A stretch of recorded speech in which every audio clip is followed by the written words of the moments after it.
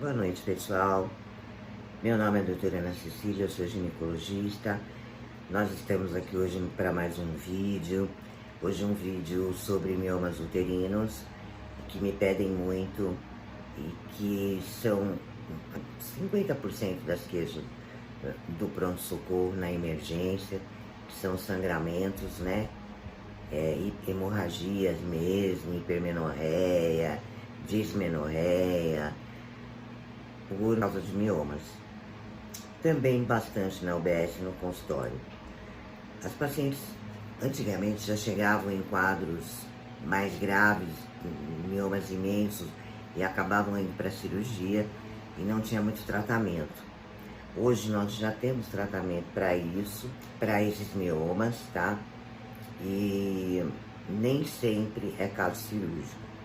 Muitas pacientes, inclusive, não têm nem sintomas, descobrem os miomas no ultrassom, numa consulta de rotina. E é importante dizer que o mioma, ele não é um tumor maligno, ele é um tumor benigno, e que você pode viver com ele para a vida toda. 0,1% a 1% pode se transformar em uma doença oncológica, né? Em um tumor maligno. Raríssimos casos, mas acontece. As visitas ao ginecologista anual, semestral, nos casos de pacientes que têm, ou que nem sabem que tem, ou que já tem e já trata, vão fazer esse monitoramento para que possa conviver bem com isso. Bom, os miomas, eles podem ser, a origem deles, né, na verdade, lá nas células embrionárias, no mesoderma, se divide em genitoblastos, somatoblastos. Os somatoblastos e genitoblastos, o útero, ele o genitoblasto forma o útero, e dentro do útero ele mantém ninhos dessas células, tá? Por que eles mantêm esses ninhos de células, de genitoblastos? Porque são eles que vão ajudar os efeitos hormonais da gravidez, vão ajudar com que esse útero cresça, para que a criança se acomode, né, até o final da gestação, que esse útero cresça e distenda o suficiente para que essa criança se desenvolva bem. Outra coisa que eles fazem é a regeneração do endométrio, que é a parte interna do útero, que é aquela que descama na gestação. Eles regeneram essas células, tá? Depois da menstruação. Então vamos falar um pouquinho da anatomia. O útero tem o endométrio, o miométrio e a parte subserosa, tá? Que é uma camada que recobre o útero. Os miomas, eles podem ser do endométrio, intramural, tá? Que é do miométrio, e o subseroso, que é dessa mucosa, dessa camada que recobre o útero, tá? Do endométrio é o submucoso, porque normalmente ele forma, quando ele vem só de endométrio, normalmente ele forma pólipos, e aí desses pólipos acabam gerando esses miominhas, que esses são os que mais dão sangramento, na verdade, tá? O subseroso, ele normalmente não dá sangramento, mas ele pode crescer, sim, bastante, inclusive durante a gestação, e pode incomodar, ele pode torcer o pedículo dele, porque ele fica pendurado, como essa camada é por fora do útero, ele vai ficar pendurado, e se ele crescer muito com os movimentos que a gente faz, pode torcer, e a artéria e a veia que nutrem esse mioma e vão formar um trombo, e aí é uma complicação cirúrgica. Hoje nós temos tratamento para isso. O que é mais importante, assim, é que existem algumas causas que nós podemos eliminar para que evite que esses miomas cresçam, tá?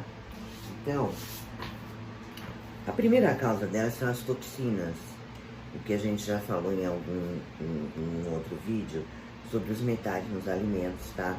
Então, alimentos industrializados, quanto mais vermelhos, mais metais eles têm, tá? Com exceção dos orgânicos, é lógico. E aí, quando o fígado ele está inflamado, ele não consegue fazer essa detoxificação desses metais. E aí eles vão para órgãos mais distais. O útero é um órgão distal, né? Então acaba que esses metais vão para o útero. Pode ir para outros lugares, para a próstata, por exemplo, que é o níquel.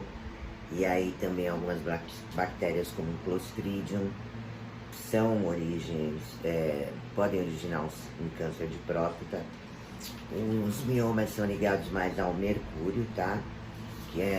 Vocês lembram que antigamente as restaurações dentárias era feita com amálgama, aquele material parecendo alumínio, né?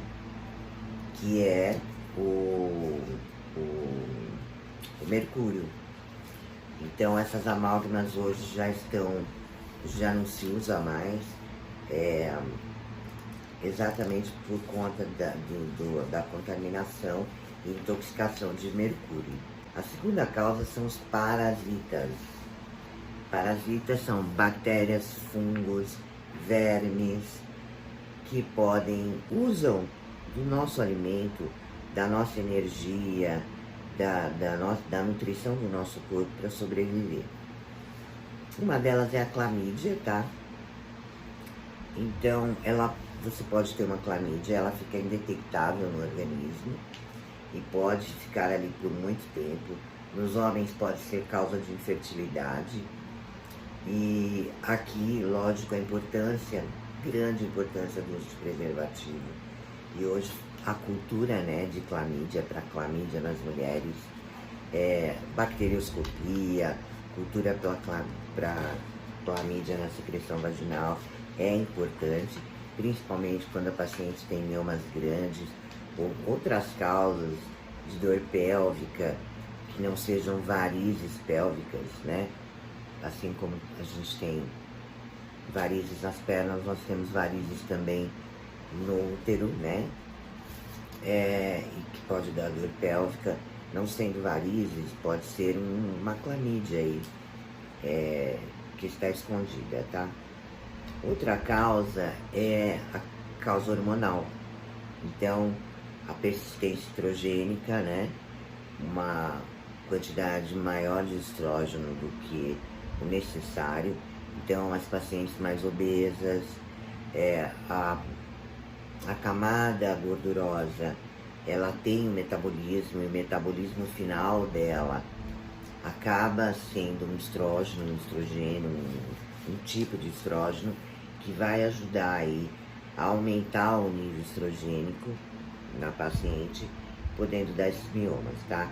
Então, o que leva realmente, o que estimula essas células, os genitoblastos aí, a crescer, fazer com que esse útero cresça, desses tumores, desses miomas, o que é o estrogênio, tá? Então, hoje a gente tem aí a soja, nós temos muitos transgênicos que aumentam também a quantidade de estrogênio no corpo, tá? E pode dar também a endometriose. E se for genética, só piora com o consumo de sucos de caixinha, leite de caixinha, leite de soja, né? Que produz os xenoestrogênios, tá? Também causa um aumento de receptores estrogênicos. E o câncer, por exemplo, vamos supor, você tem um câncer qualquer. Esse câncer, ele necessita de glicose. Então, o que ele vai fazer? Ele vai produzir, ele vai estimular a produção de receptores para glicose. A mesma coisa é o útero. esses miomas precisam mais de estrogênio, então esses elementos tóxicos que nós absorvemos acaba ajudando a produzir mais receptores de estrogênio, né? E ajudando a produção de mais estrogênio. Uma quarta causa é o estresse, tá? Ele aumenta o cortisol, e o cortisol é um transportador de progesterona. Ou seja, o cortisol ele é transportado por um transportador que também transporta progesterona. Porém, o cortisol ele é um hormônio de estresse. Ou seja, você tem um estresse, você precisa rápido de uma ação, e esse cortisol ele vai você vai precisar dele para produzir outros hormônios da emergência, do estresse, de que você tome uma atitude, de que teu organismo se proteja. Então o corpo vai fazer o quê? Ele sempre vai priorizar o que é melhor para ele. Então ele vai, numa situação de estresse contínuo, o que ele vai fazer? Ele vai priorizar os transportadores para transportar cortisol e não transportar progesterona. Quando ele faz essa troca, você acaba tendo uma queda na progesterona, porque você não tem transportador para progesterona. Essa queda de progesterona aumenta, teoricamente, a balança, né? Muda a balança. Estrógeno e progesterona ali juntos, se você tem uma queda de progesterona, esse colesterol, esse estrógeno vai estar aumentado.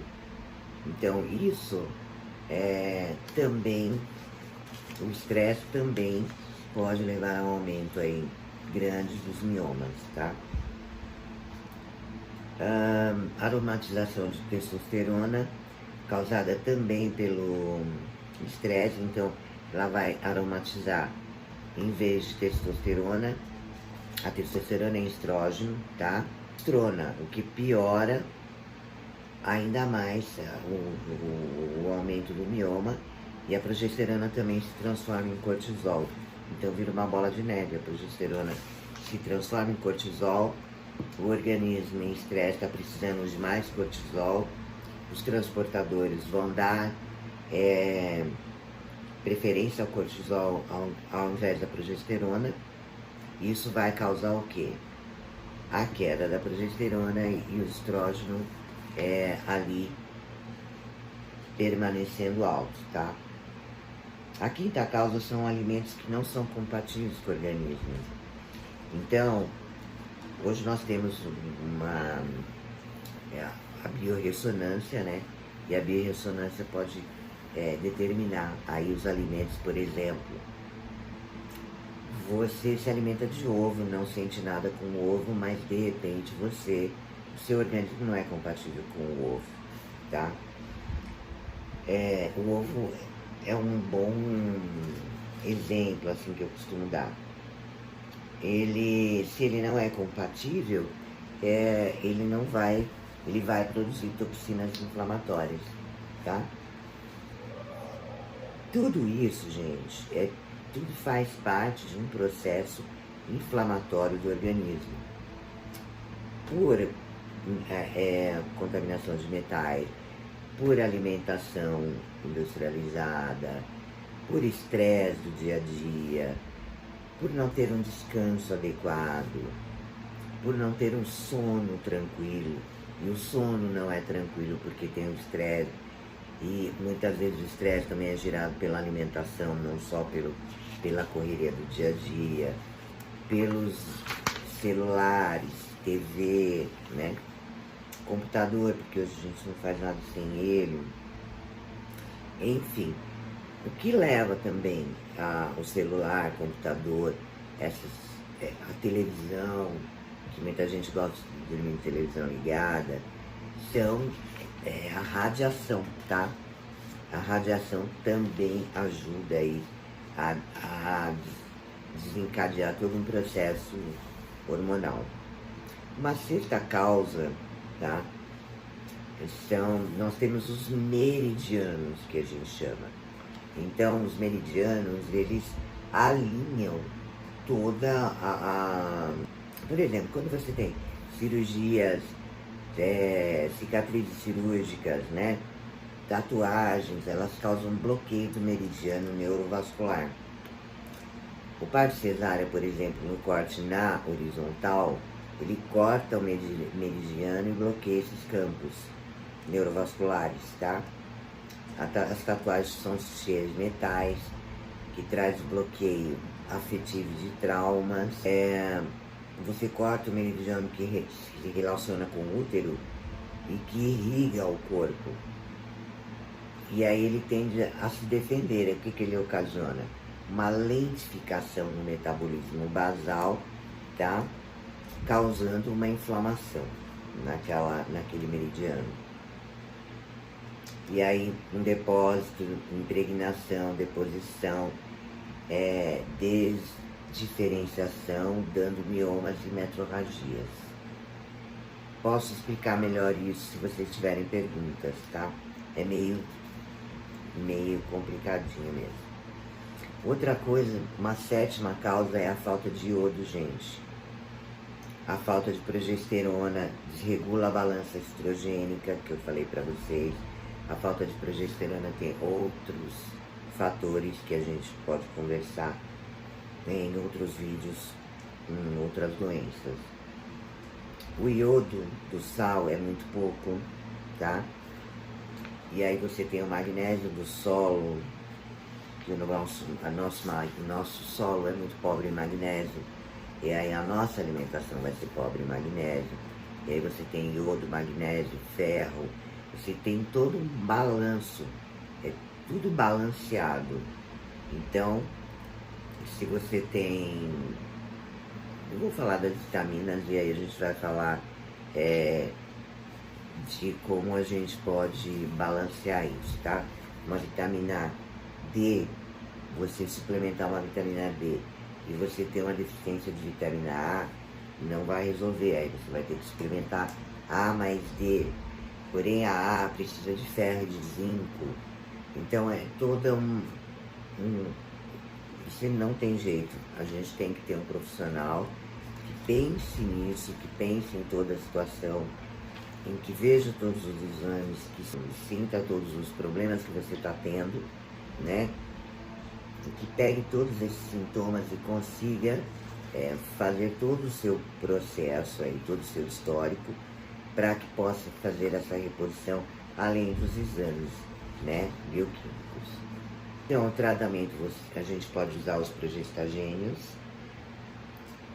a medroxprogesterona, que é aquela injeção que todo mundo conhece, a Depo-Provera 150 miligramas, uma a cada 3 meses, pode usar até um pouco mais, dependendo do tamanho do mioma, um pouco menos de, não, em vez de 3 em 3 meses, usar um pouco, uma a cada 2 meses, tá? A gestrinona, e hoje já está disponível aí o chip, né?